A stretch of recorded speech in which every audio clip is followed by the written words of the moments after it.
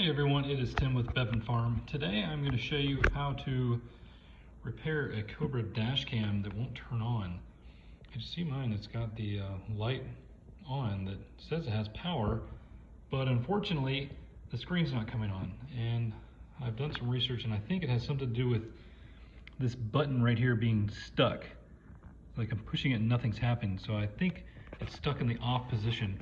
And so what I'm going to do is take all this stuff off, but there's a little screw up here, and I'll show you that in a second, that we need to access, and then we can open up the back there. All right, so there's the little screw, the little Phillips screw. I'm going to take that off, and that should give us a little bit better access to where this button is.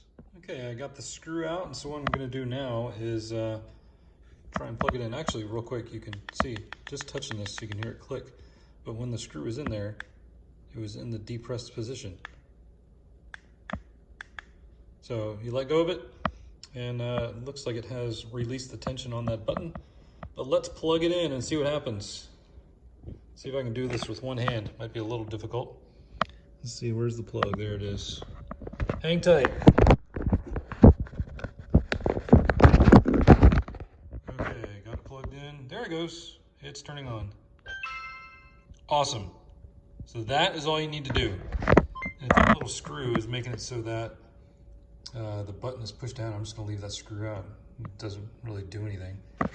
It's just sitting here on my windshield anyway. Nothing's going to get in there. So yeah, that's how you do it. Pretty quick fix.